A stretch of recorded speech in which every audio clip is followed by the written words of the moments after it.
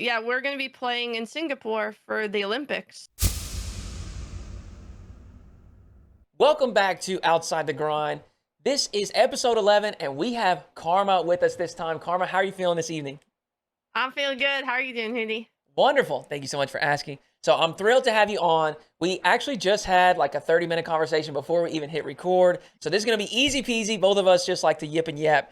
So, let's start kind of in the realm of gaming, esports, etc., because that's obviously where we both are at the moment. So, where does this journey start for you? Were you into games your entire childhood, or is this something that you fell in love with a little bit later in life? It's kind of a complicated answer in that my friends always had. So my friend, when I was like 9 or 10, had a computer. He was the only one Mm-hmm. who had a computer. And the first game I ever played was this game called Medal of Honor. Okay. And he somehow got his computer run it. And then when I got my computer home, like years later, I tried to download it, ended up playing, and then he also had like a Super Smash Bros. Okay. And Super a Nintendo. So Yeah. sometimes I would play Super Smash Bros with him, but this was like once a week, maybe once a month, Yeah. because I was an athlete when I was a kid. Okay. I and by athlete I mean the whole thing. I played every sport. Yeah. Um, I played lacrosse, basketball, soccer, baseball, and softball. I So I love had like that. 6 sports I played. Yeah. And then went to baseball because I loved pitching the knuckleball. I don't know if you know what a knuckleball is, but in baseball, it's this weird pitch where it kind of like dances around but doesn't Mm-hmm. move. It's hard to explain.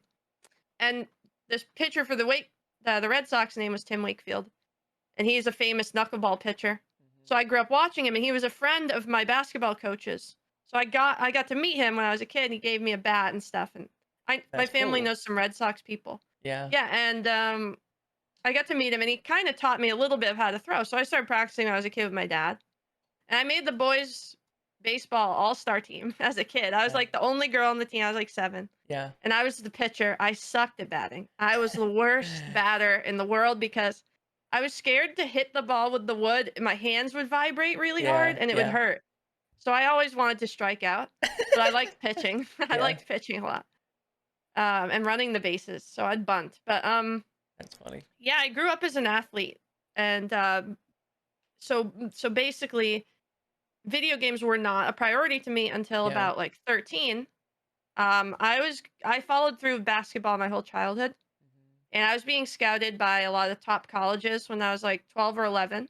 Um, colleges like Maryland, Tennessee, Yeah. UConn, big names in schools that um, I don't know if I would have ended up going there. Don't get me wrong. I was really young. It was like being a prospect in Rocket League. Sure. I was really young, but I ended up getting injured from a well, not injured. I was born with a medical condition when I was born. It's chronic. It'll last my whole life, and it's really complicated, and it affects a lot of things. But what ended up happening was one of the things it affects mostly is my bone density, and they were afraid that I would hurt my back or Yeah. my hip in a very serious manner when I was really young. So I had to cold turkey stop playing Oh, contact sports. Yeah, that's tough.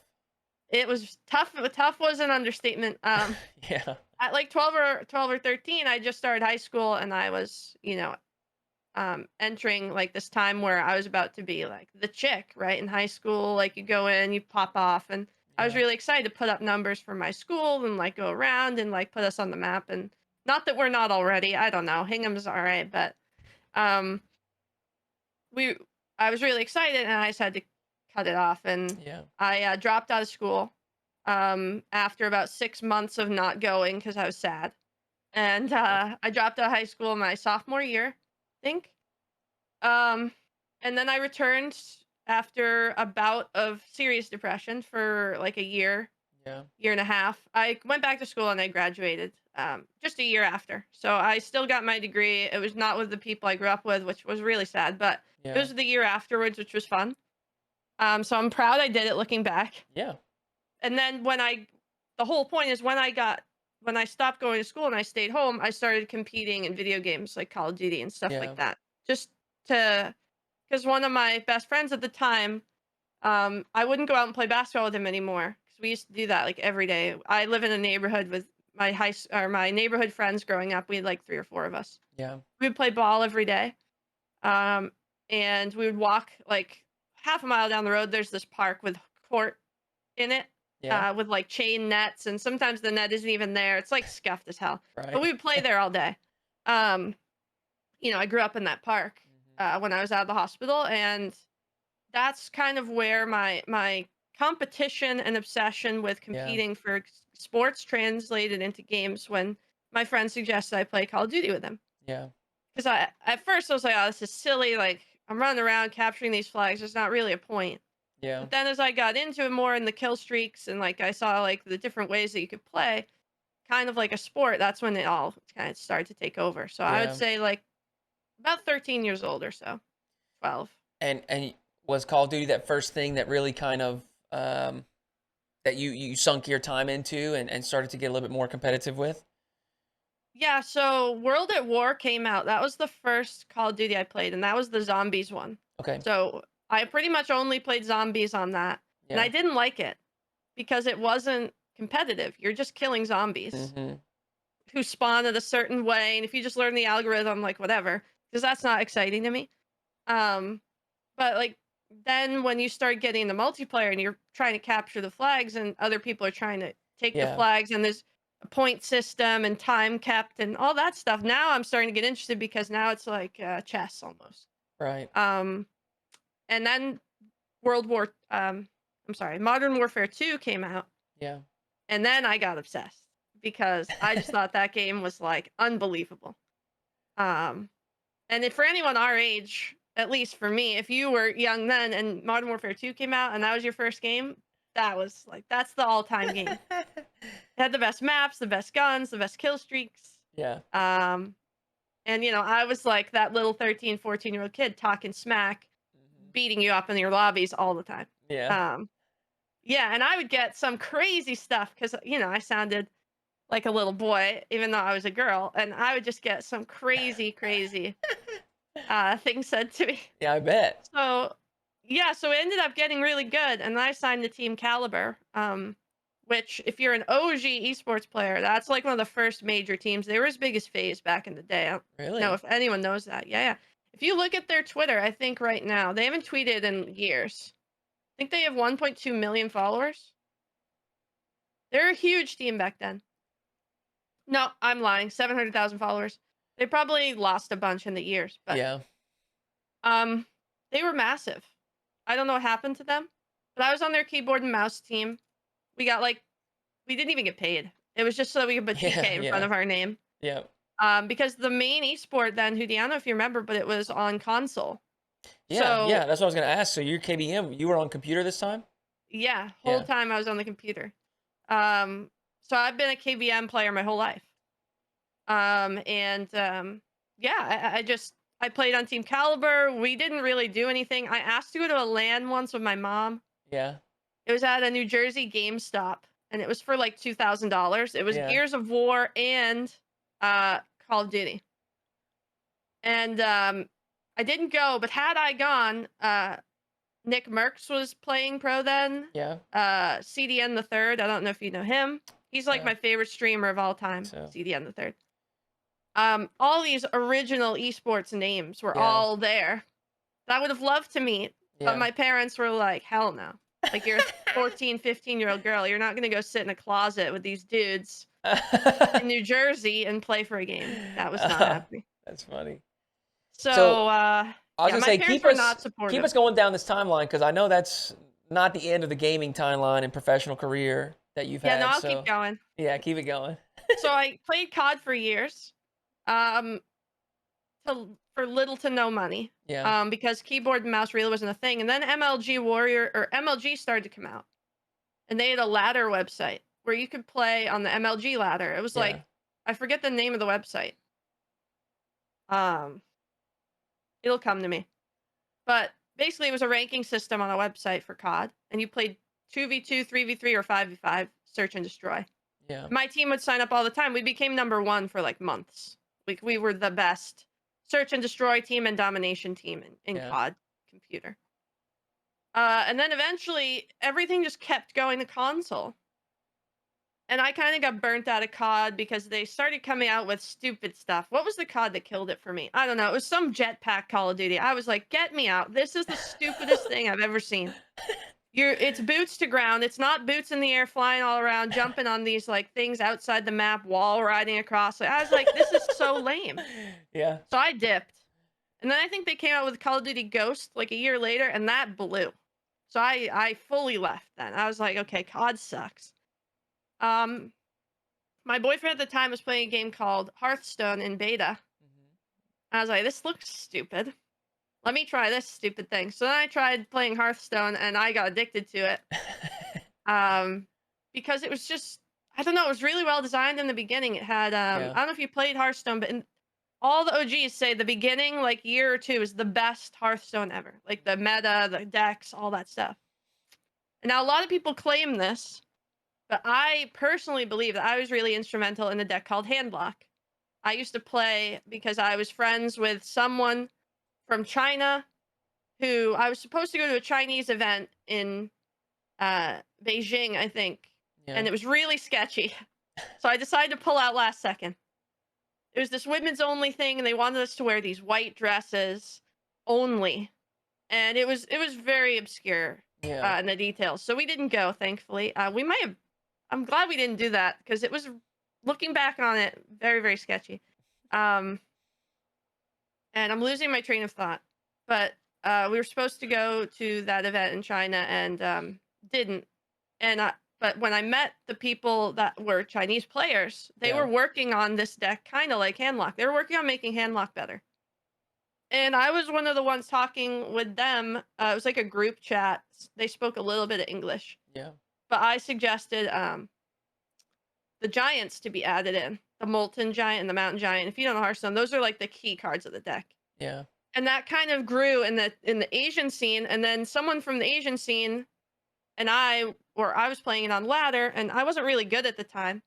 Then a big popular streamer found it, started playing it, and then he started saying that he created the deck, which is fine. I don't really care. The whole point Yeah. was that I loved that deck to pieces, and I went and played in open Blizzard tournament for fun because I was bored that day. I literally, I was just a streamer. I wasn't trying to compete in anything. I was Yeah. just streaming, and I was really good. I was like top 10 on the ladder. So yeah, fuck it. I'll enter this thing. Entered it, and they kept streaming my games over and over and over again. They wouldn't play the other brackets games. Like this was a best of 1,200 people. I think this was to qualify for BlizzCon, an open qualifier, Yeah. and they just kept following me. And back then, the stream had like 30,000 viewers, which is a lot for esports Mhm. back then. And my gimmick was that whenever I would win, I would put my glasses on, sunglasses, Yeah. like the deal with it thing. Yeah. Yeah. Put the sunglasses on, and I'd BM kinda, and then I'd win. So people loved it, and I blew up on Reddit. And that day, I streamed the next day. I had like 20,000 viewers. Wow. But I was in nursing school, and I had nursing school full time, so I didn't really get to stream.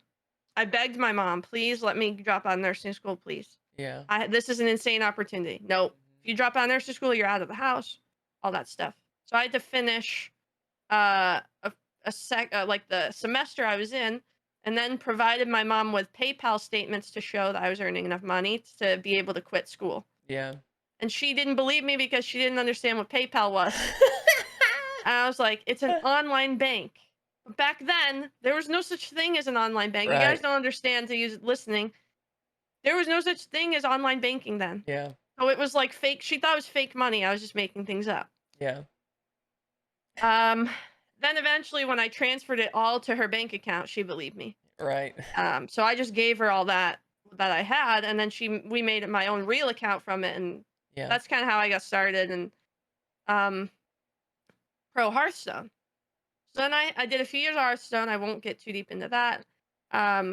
Blizzard went a certain direction with the esports and as a company that I wasn't really liking back then. Mhm. Um, Not that I knew what all was going on. I had no idea because now it's come out about the Blizzard. No, they've changed. Their Right. face as a company has changed. That was not what I was talking about. I'm talking about purely. I mean, I kind of got that sense. But I also was purely talking about like business decisions, how I call it pump and dump schemes that I think that they like to do with their games, and Yeah. they don't take care of the longevity. It's more about a great quality game being produced, and then that's about it. Yeah. Unless you're talking about WoW, I think WoW is their home run. Yeah. I never played it, but um, then I found Rocket League, and I was playing it in my spare time because in Hearthstone, I got told by many pros, many, that I would never be a pro because I'm a chick, and they would never sign me because I'm a chick. Many orgs told me this, Yeah. many, including like popular streamers. Like there's a guy named Amaz back in the day. He Mhm. owned a team called Archon, and his team straight up told me they wouldn't sign me because I was a chick. No matter the results I had. Like I was like top 10 on the ladder consistently. I'd streamed every day. I had a lot of viewers. Yeah. And the only reason the Hearthstone streamers were getting picked to go to events was viewer count. And I matched all the criteria and they pretty much would never pick me. Yeah. And I resonated a lot with the big streamer. His name's Raynad. He's like one of my favorite streamers to the day. I wish he streams still. Sorry, Raynad, if you're listening. Love you. But he had the same issue. He wouldn't get invited to stuff because he was kind of brash and funny on stream and kind of rude sometimes. Yeah. Um, and then as the scene went on over years, eventually I got invited. But when I would get invited, I would get a thing called DDoS, which is like where they spam your internet so that you can't play. Yeah. So anytime I tried to play in these tournaments, I would get DDoS, and my IP wouldn't be able to change because Comcast is awful, and like there's nothing I could do. Yeah. So eventually, my interest died in the scene with all those factors, and then I found Rocket League. And I've been doing that the last 7 years. Yeah. So I've been in esports since I was 13 and I'm 30. So I've been here 17 years. A lot of experience. Been a long journey, huh? Yes. I didn't saying it all out loud and thinking about it that way is kind of crazy.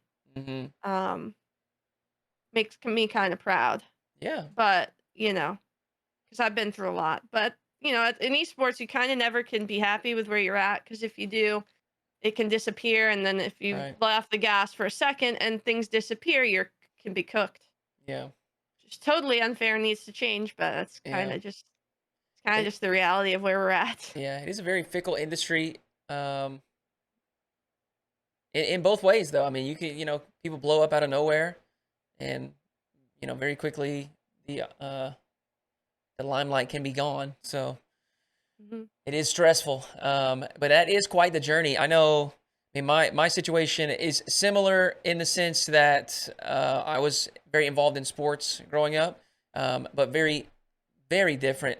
That in the sense that I did not ever get into games, not to that degree. I played Pokemon when I was young, Oh but yeah, of course. yeah, yeah, all 90s kids. I'm sure you did, but um, I didn't ever play games. In college, I made friends with some folks that I was just very different from, and I'm very grateful to them because they opened my eyes to some different just activities and interests and hobbies even that I would have probably never thought to give time to. And yeah, they're the ones that introduced Rocket League to me. But I had like no no gaming background, no knowledge of like internet culture, digital culture, Twitch. I didn't know what that was. All these things were just totally foreign to me. So, where you have all this rich history of competing and living in this esports world and being familiar with organizations and competitions and lands, etc. I was had no clue it existed. Well, it really didn't until about 5 years ago. I mean, I think that's a lot of the reason why my parents didn't believe in anything I was saying is just Right. because the industry didn't exist less than 10 years ago. Yeah. Yes, it was going around in closets or like back Mm. rooms of GameStops or like things like that for sure. But, you know, not to be a boomer, but what these kids have now is Yeah. just, I mean, my life would be completely different if that was the world that I grew up in. Yeah, absolutely. They're Um, getting scholarships to go to school to play these games now. yeah, I mean, they get to start life on an even scale with a ton of experience, which is just irreplaceable. And I wish that my time spent before Rocket League was that way. Like, Yeah. it was almost like like 7 or 8 years of just earning pretty much nothing, and like just doing it because you like it, and Yeah. I still do it because I love it, and I really, you know, it is very very stressful, but it doesn't feel like work to me. It's just Yeah. kind of what I like doing, and my dad always said growing up, even though he was vehemently against what I do, always don't do what did, Jamie. Always do something you love. Because I've Yeah. done banking and I hate going to the bank every day and da da da da da. Yeah. Uh, not that I don't remember what he said, but you guys don't need to Yeah. listen to that part. Um, and I truly took what he said to heart because I could see it. He'd say it to me so much, and I could see all the struggle he went through. So that it was confusing to me when I was doing something that I liked and that I Yeah. was passionate about, and he was like so actively against it. It was Yeah. just kind of odd, but I'm very, very happy that he told me that because it kind of allowed me to always be who I am and not put on this front or act like a personality or anything like that, and just follow what makes me happy. Yeah. And so far, I'm here, and I'm lucky to still be here because there were a lot of times where I almost left the industry. It's so unstable, and Yeah. I just feel lucky to be here and glad that I can still be hopefully part of building what the industry should be when I die. Yeah. Hopefully, I live long enough to see it get to where it's at. But Yeah. I'm glad you mentioned that here at the last part, building it, because that's, you talk about how, you put so much in, and not just you, but plenty of people at that time were, grinding and not getting a whole lot back. mhm, Whereas now, obviously there are a few more opportunities, and people are being compensated in a more fair manner. Um, I just want to say, like, we wouldn't be at this point if it wasn't for all of you that were putting in that effort, laying the groundwork, um, and just, running off of passion is what it is. It's just running off of passion, because there's not too much of an incentive other than just you enjoy it, you like doing it, you like putting the time in and the effort in, and um, so the entire industry, esports, streaming, all of it. I think we owe it to those people that were around in the early days, putting in that time and definitely. helping build it to what it is today. I wouldn't even say I'm an OG. There are people way before me that Right. did way better stuff than I Yeah.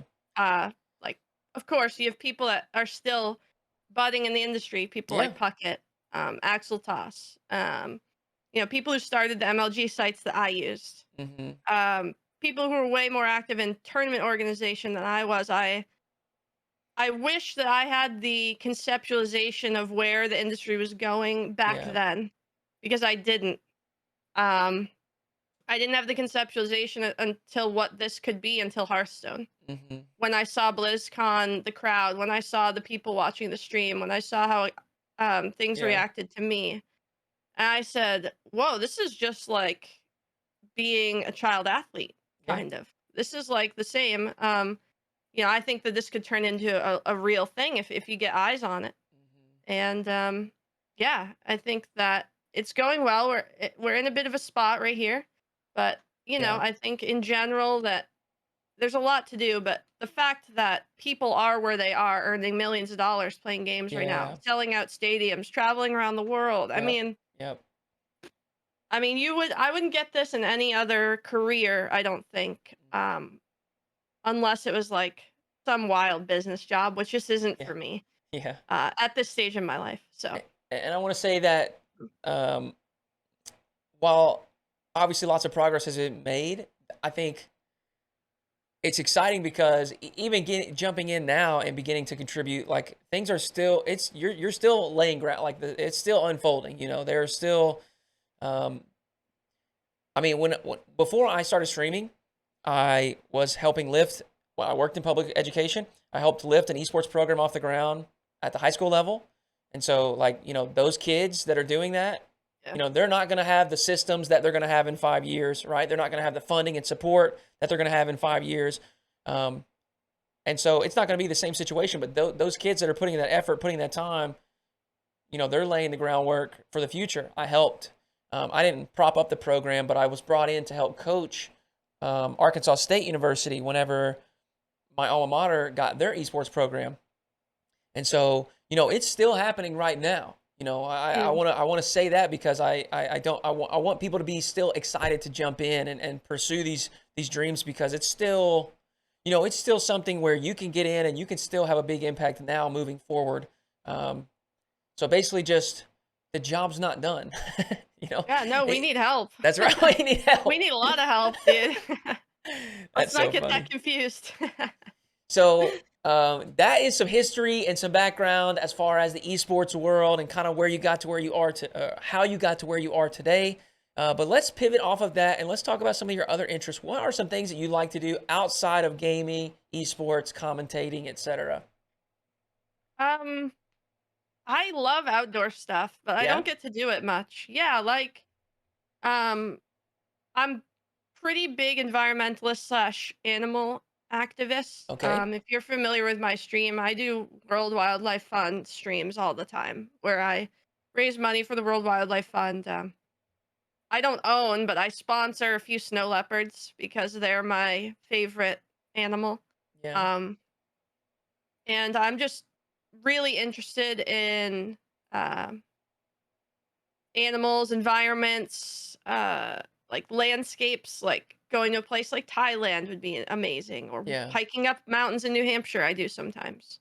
I'm not some in shape hiker, don't mistake. I mean, look at the size of my arm. There's nothing there. But like, I like being in those environments, bicycling, playing basketball, playing sports. I love to do. Um, in terms of like the more calm things that I can participate in, I've been really into gardening this year. Farming is what I like to call it. Okay. It started from RuneScape because I've been playing RuneScape, which is a game I played when I was a kid. In my spare time recently, just to relax sometimes. Yeah. And I made a goal to get 99 farming on the game because I never had it when I was a kid. So I got it, and then when I got it in the game, I decided to farm this summer and this winter. So I grew some like indoor tomatoes, potatoes, few crops this year, Yeah. and then outside we're growing like a bunch of flowers. So, um, flowering and gardening with my mom and my nan can be fun. But I'm a big food person too. I just like going out to eat, Yeah. chilling, talking, like this. This is Yeah. kind of like my thing too. Okay. Yeah. So what would be or give us an example of like one of your favorite restaurants, one of your favorite spots to go to? Ooh, it depends on what we're doing. Um, You can name a like if we're few. like if we're going out for a UFC fight, I Hmm. like to go to B Dubs like really Okay. late at night, and it's Yeah. packed in there. It's like a Yeah. few Yeah. towns over, Yeah. and it gets loud in there. So like I'm not even that big in the UFC. David is, but when we get to go in there, it's always a blast. Yeah. Feeling the energy of the room and going to like a bar when the Celtics are playing right outside the stadium Mm, where it's loud and packed in there, going to yeah. sports games, that type of thing. So I'm big into sports, big into that. Yeah. Um, I forgot to mention that even though I play a bunch of sports, I watch everything. I Okay. listen to sports podcasts. Like I watch all the Bruins, Red Sox, all that. I Yeah. don't watch every game, but I follow them. Yeah. And yeah, I think those are kind of like fishing, all that stuff. I just like a good time. So if we're going out for an athletic thing, I would go to like a sports bar, something like that. Yeah. But if we're going out for, a good time and to chill, I'd try and find like a more quieter restaurant, maybe Yeah. with some more nicer food, like a steak or something Sure. like that. Yeah. Um, but yeah, it depends. But I think Italian is always my go-to for a Okay. group because I'd love to go to Italy and be able to eat their food, and I Yeah. just like the Italian cuisine. Yeah, it's good. That does sound nice. I so I talked about how I played sports. I never kept up with sports. I never watched anything. Now, Well, you're from I'm Arkansas. from Arkansas, so we don't have any That's professional probably why. teams. But I gotta say, and I guess I will never know. But I think even if I was, in a place that did have professional teams, I feel like I would still be the same. My problem was I didn't have the patience to sit still. Mm. So like I didn't watch movies or television shows or anything like that. I just didn't really consume media. I think that's probably part of why I didn't really do gaming or internet cultures because I just could not sit still. And I'm a lot more calm now, but my teenage years, I cannot exaggerate this. I was just bouncing off the walls constantly. I was going Like my parents just recently painted their house, and there was still like finger marks where I would like hang on the walls and like, Yeah, I used to do the same. I mean, I was just so rowdy. I loved riding bikes. I had dirt bikes when I was younger. Me and my friends in high school, we played outdoor sand volleyball, ultimate frisbee. We would go play football, go play basketball, whatever we could, like whatever amount, the number of people that we could get, we would figure out something to do with that number. So we were very, I just did not have the patience to sit still. So yeah, I was not interested in any type of pro team, even though I was very into sports. That was my entire childhood. I didn't have the patience to sit still and cheer for a team. All my friends did, but yeah, I just didn't really care to keep up with it. Well, interestingly enough, you said goals.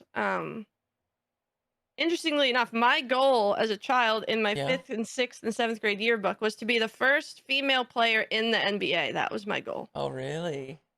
Yes. So I was obsessed with being a pro since I was a kid. So that was kind of probably why I reacted the way I did when it happened because um, it's really difficult to explain if you don't. I'm sure everybody's experienced it, but when you're a kid and you're born with a condition and I don't even like to talk about it because it's so complicated and so rare Yeah. that it's just it's hard to even get into. But it affects like my intestines area, like my abdomen area, Yeah. ribs, stuff like that. My insides got all messed up. Yeah. Um and it's just hard understanding when you have a goal and you've worked like your whole life to do it and then Yeah. something you can't control at all and has hurt you the entire way along.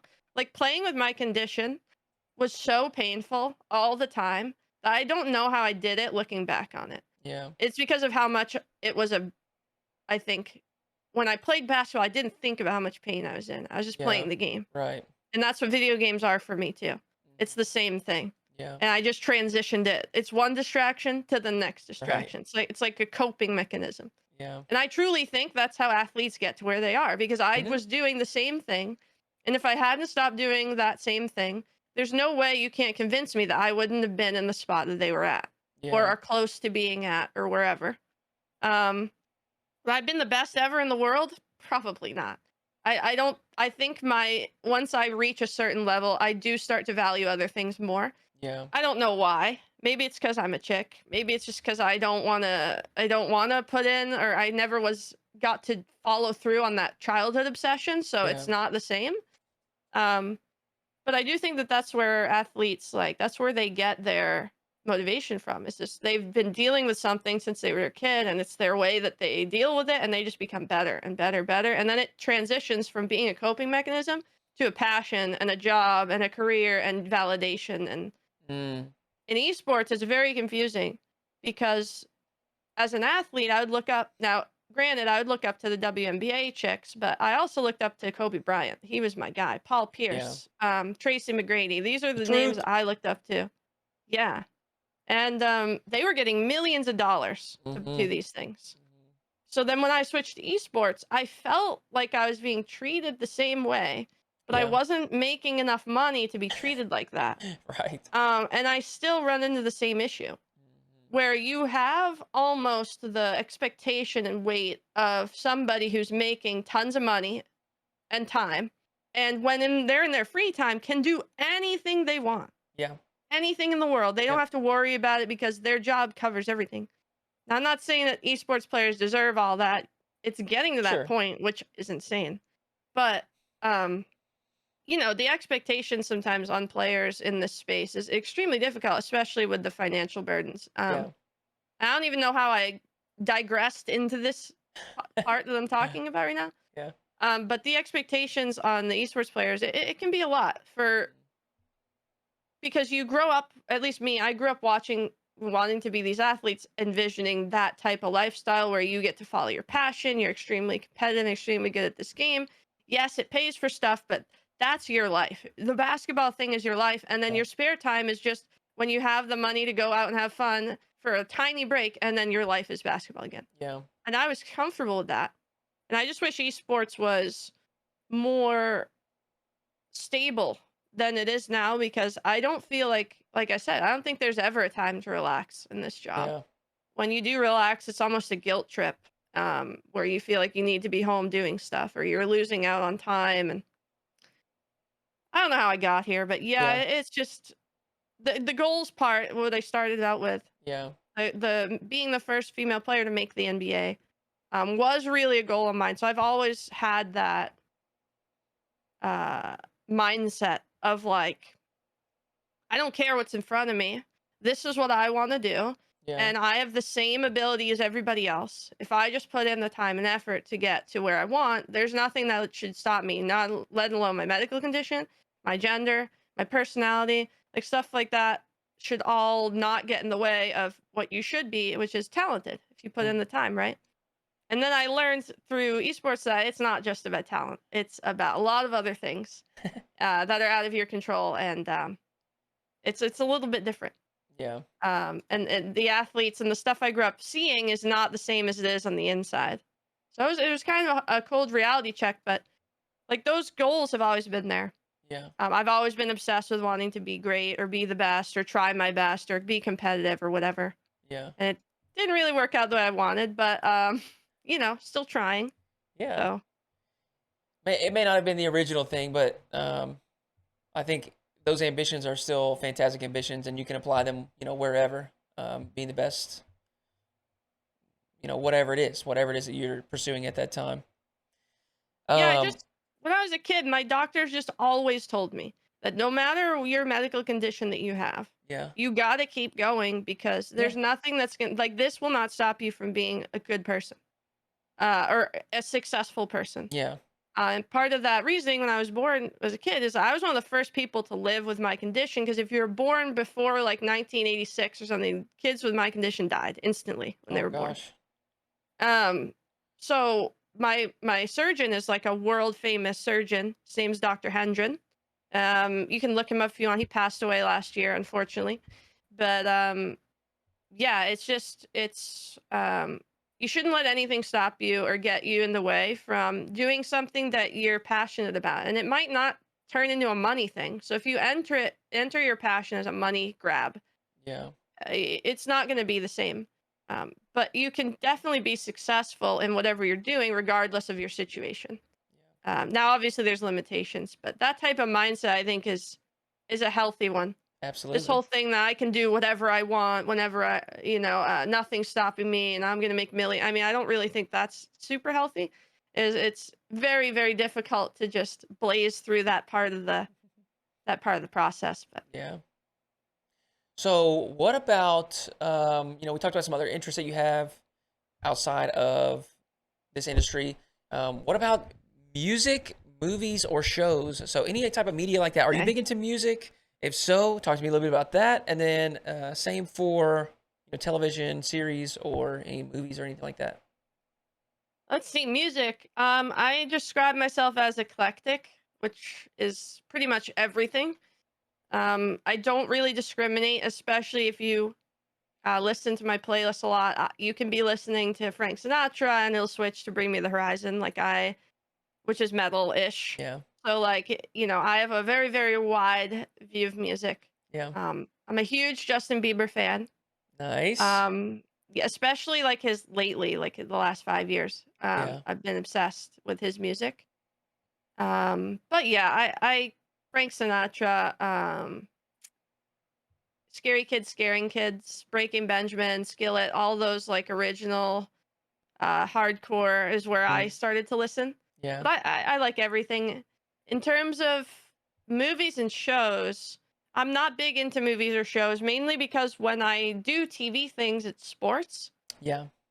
However, now that sports has been dead, because both my teams choked, unfortunately, Oh no. I've been trying to find some shows, and I recently started The White Lotus. It's like a Mhm. show about a hotel. Love it. Yeah. So good. So funny. Yeah. I like kind of any big production show. I'm pretty easy to please. Yeah. My favorite show of all time is The Office, though. I like laughing. So Nice. I any feel like that's a comedy, classic. I usually lean to. Yeah. Yeah, yeah.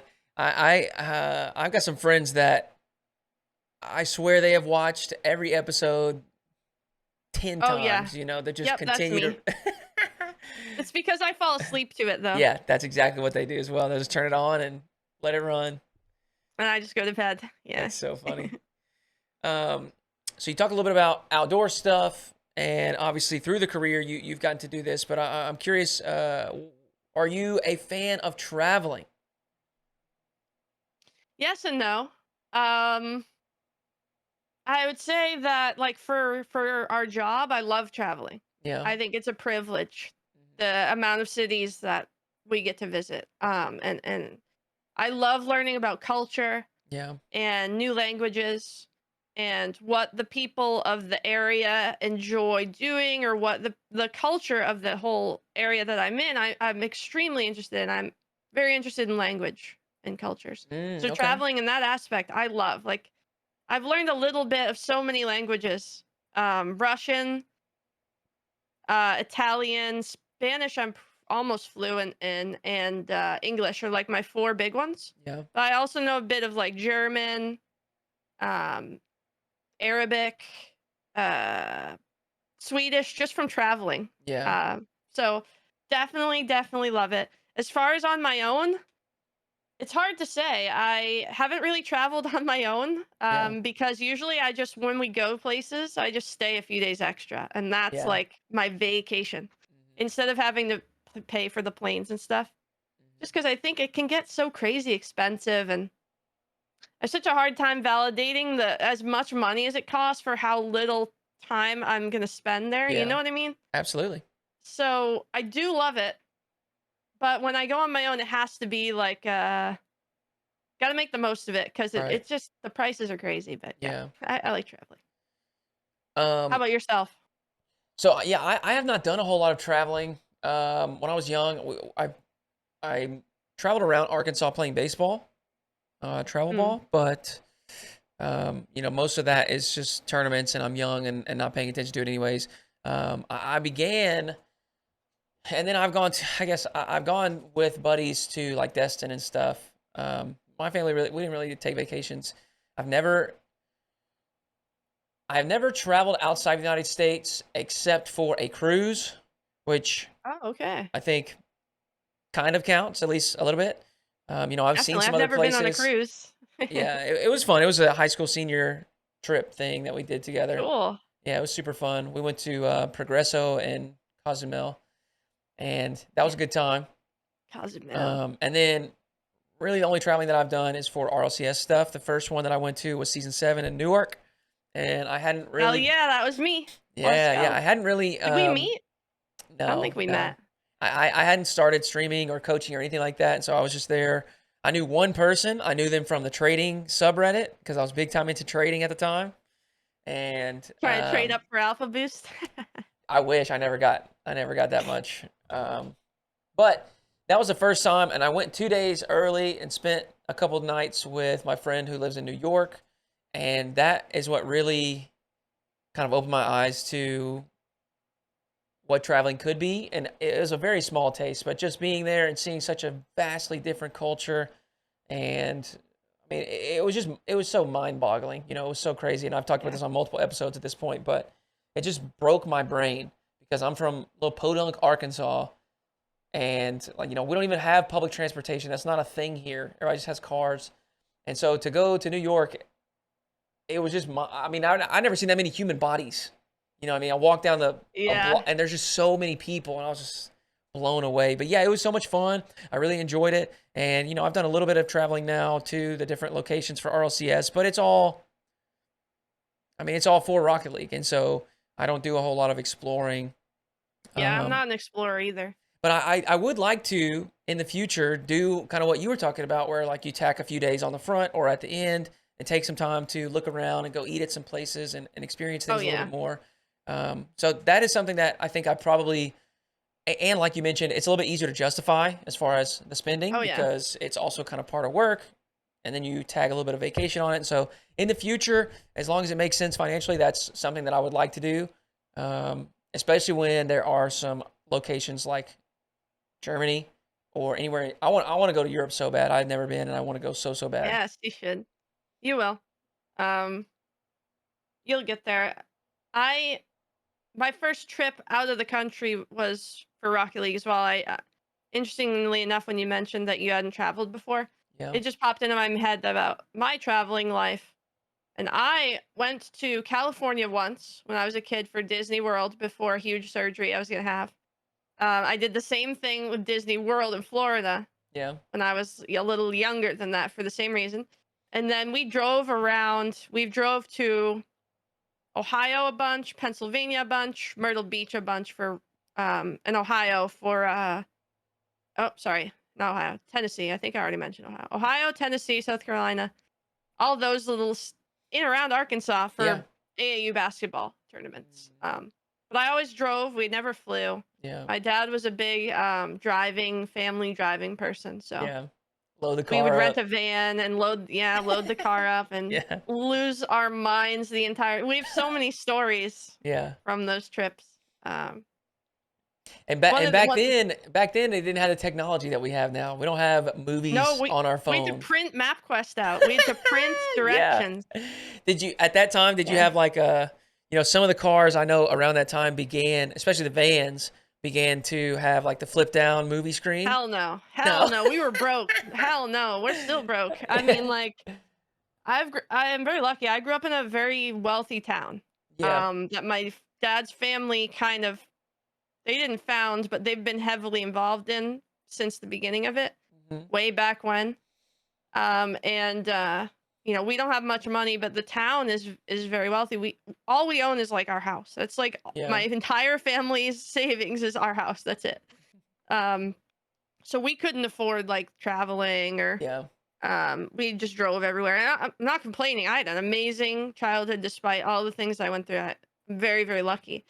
Uh, so traveling first time was for Rocket League. I got asked to do Sweden for DreamHack after I did the season 3 World Championships at the Wiltern in LA. Yeah. And I only went out there because I was streaming for a goal for plane tickets, and the stream it took I think a week and a half. We got enough money for plane tickets. I didn't even have a hotel. I just flew out there without a hotel and stayed in my friend Jimmer with he and his Yeah. wife. I slept in a chair in their hotel room Wow. um, for 2 days, and then I ended up getting my own hotel room for 2 more days. And then I started casting DreamHack Sweden. Was my first travel outside the US, and I went alone. But luckily Wavepunk and Lawler were there and they kind of made sure I didn't, get myself killed. Um but yeah, I resonate a lot with what you're saying, and I Yeah. think that first traveling experience outside, it's just super eye-opening, and Yeah. that's kind of the cool part of travel. Absolutely. Is that when you get off the plane, it's all different. And I am all about understanding and learning things I don't know. Yes. Yes. Not to pivot, but part of my major friend group here at home. I was the girl in school who was very cool with everybody. Yeah. Not a problem with anyone. Everyone had a chill time. Well, at least I think. If you went to school with me, comment and tell me I suck. But like we went to school and I was friends with everybody, but I had no real friends, if that Yeah. makes sense. Like Yeah. Yeah. I didn't have anyone I could be honest with outside my neighborhood friends, and they were all younger than me in different grades. Yeah. So when I was in esports, none of them followed me. I had no friends. And then I met people at NBC during a Rocket League event who lived in Boston, and then I made all my friends through them. Yeah. I went into their friend group, and now I have like 12 or 13 friends, and they're all so much different than me. They play Dungeons and Dragons. I think I'm saying that right. Yeah. Board games out the ass. Like every board game you can imagine, they own. Yeah. Um, they are also, I hope they don't mind me saying this, LGBTQ place, Yeah. where they educated me entirely on the LGBT side of things. Yeah. Um, previous to that, I had no experience or idea about any of that Yeah. information or experience or lifestyle, anything. So in that sense, right, that I would say that kind of picture shows a lot about what I find interesting. Like Mhm. I love learning about different experiences, different cultures, different Yeah. lifestyles, and Yeah. searching for something I think that I resonate with, because I don't really think that I personally have like this lifestyle that I cling to, or this culture that I have Sure. my own. I don't really think I have any of that. Yeah. So almost visiting all these places for me is like a dipping your toe in the water. Mhm. Could I live in Sweden? Maybe. Yeah, yeah. Could I live in Germany? Maybe. Like when you're lucky enough to be able to get to those places and kind of dip your toe in. It's just it's an enlightening experience. And Yeah. I completely understand that. I totally agree, and I actually, I feel similar about my, experience getting acquainted with or just becoming more invested in the online space. I feel like I've learned a lot. I've been exposed to a lot of ideas, especially coming from Arkansas. I mean, it's a very traditional area, and you're not exposed to a lot of new things. You're not exposed Mhm. to a lot of different things. It's a lot of the same, a lot of what's always been. And so, yeah, I mean, I totally agree. I think it's very fun to see something new and then just have that curiosity about it. Like, what is this? How did it get here? Why does it operate this way? Or why does it look this way? Mhm. Or, why does it function this way? Or whatever. I mean, even things like infrastructure, architecture, I find so fascinating because, like I said, everything that I have seen, because I haven't done a whole lot of traveling, is all very similar, very same. So I go to these new places, and it's just, again, such an awesome experience, so mind-boggling. With that, I want to ask a question, follow-up question. What do you think has been your most treasured travel experience? Whether that was like you just had the most fun on this trip, maybe it was the people, or these sites, you, you were enthralled by them. What do you think is your most valued travel experience? It's a deep question. I'm trying to remember all of them.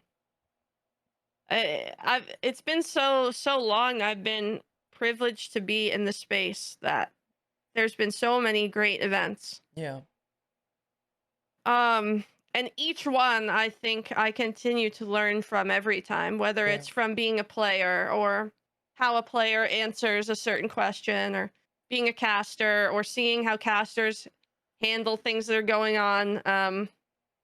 Even crowds, the way crowds react to stuff. yeah. It's always you can learn a lot just about certain things just from being observant. Mhm. And I just cherish that at events. Yeah. I think I absolutely loved there are a few, but the DreamHack Valencia event went Okay. horrible for me team wise. It was Right. one of the worst miserable team experiences I've ever had. Oh no. It was me, Gyro, and Reddles, and it was bad. Yeah. I would never want to do that again. But when the time that we went there was awesome. Valencia was like a total culture shock for me. Yeah. It was summer, and it was palm trees everywhere, and people were speaking Spanish, and I love the Spanish language. I took Yeah. 6 years of Spanish in school. So I was speaking Spanish, and I would go into these local places in the city. Because I wasn't scared about the language barrier, and I would just walk in and just start chatting to people in Yeah. um Valencia, and it was a blast. Yeah. We were at this rooftop bar and in the pool, and all of a sudden you could see from a long distance away this storm coming, Mhm. and it was just crazy to be up at this bar during this lightning storm. Yeah. And just witnessing it was really really special. um and getting drinks there, and I don't know, it was just a really really fun trip. Yeah. In terms of like work experience or work eye-opening things, definitely the first land I went to for Rocket League, which was Yeah. season 3. I didn't expect anyone to know who I was. I didn't expect them to ask me to go on the desk. I didn't expect to meet anyone really. I mean, I Mhm. did, but I didn't. I don't know. It just kind of blew me away Yeah. that seeing an actual crowd in an event for the first time after being barred by it from my parents for so long. Right. And I didn't really watch events. Like I wouldn't really watch CS:GO ones. Like I knew there was a crowd, but I didn't really pay that much attention. And then being there, because I was like, who would go see a video game event? Like, I understand watching it in person, but like, who would, I mean, watching it online, but who would go into a stadium? Then when I went there, I was like, oh, this is why people go. It's just Oh, like a sporting event. right. Now I get it. Yeah. And, I met all of Psionics there, and it was just a really eye-opening experience that happened last second that if I didn't do, I don't know where. This is the weirdest thing. There's so many little things that I've done that if I didn't do, and they Mhm. seem so insignificant at the time, it led me down different paths to where I am now, and definitely have to pick that first land. Yeah, Yeah. That's that was a awesome. good one. Um, yeah, I lived in Burbank with Axel Toss and his girlfriend Yeah. for about 2 months after the land. And I'd say that experience, I would say, is like number one of everything. Yeah. Um, just being able to live in California for a little bit was a blast. I And bet it I was was. casting at the time, and like it seemed like fake. Yeah. Um, so that was great. But yeah, those are the big ones. How about That's you? awesome. I mean, yeah, for me, it's just New York. It Yeah. was, but that, like I said, that's the one that I've been able to like. I went 2 days early. I actually spent some time walking around the city and seeing what's going on. Where I got to go to LA, and that was great. In San Diego, um, and then the Dallas Fort Worth most recent World Championship. But I didn't really do a Dallas is whole lot awesome. of exploring. It was mostly just there for the event, and I enjoyed it. But yeah, but going to New York and walking around was really just incredible. It's so funny too because you hear me like just talking about walking around a city, and then you're talking about Valencia, and you're just talking about like a thunderstorm. It's so incredible though because like the smallest Yeah. things when you're in this new area can just feel incredible, and it's just because it's experiencing it in a different environment than what you're used to or Yeah. something new. And so yeah, I think that is like a perfect analogy or encapsulation of what traveling is. It's just the small, mundane, normal things of everyday life can be like way more fun and beautiful just because of like a new environment. Yeah, like even though our team thing was Yeah. tumultuous, outside of the team stuff, me, Reddles, Gyro, and their family, we went to this purely Spanish speaking restaurant. Mhm. And it was a blast. Yeah. Like we didn't understand a thing. A majority of the table didn't understand a thing, and he was saying. I was trying to translate, but it's really hard. Like translating a Spanish in English when you're not fluent and you're only picking up like words here and there is really tough, especially Yeah. with food because they were asking for certain things not on and on. But it was just like it was so much fun. Yeah. Um, like I loved their families are beautiful people, and Jaira has a little sister. She was really cute. And, Yeah. Redo's family was great, and Jaira and Redos are awesome people. Yeah. I didn't mean it to sound like it was. It just the team wise, I'm sure they'd tell you the same thing. It Right. just was it didn't hit. It didn't Yeah. hit, but we tried, and I had a great time at the event anyway, thanks to them as well. Yeah. Um and David was there, and it was a blast. Yeah. Well, we're closing in on an hour. I don't want to keep you too long. I know we got some scrims lined up here, but I do like to close out with kind of an open floor question here. You could just, I just like to ask if there has been anything on your mind, and it could be about karma, it could be about Rocket League esports, it could be about Hmm. life in general. But yeah, the floor is yours. And if you don't have anything, then we'll go ahead and close it up. Anything on my mind? Anything at all? Um well, I'm about to go to Singapore for Ooh, Rocket League. ooh, Yep, this weekend. I'm flying out Saturday to Los Angeles, and then we go to Singapore a few days wow. later. And my team is going. I think when you releasing this Next Friday. next Friday, Yeah. so we'll have been done by then, so I can say it. Um, Leaks. we are yeah, we're going to be playing in Singapore for the Olympics. And then following, I'm going to be talking to the Olympics about why esports is important to include in their future events.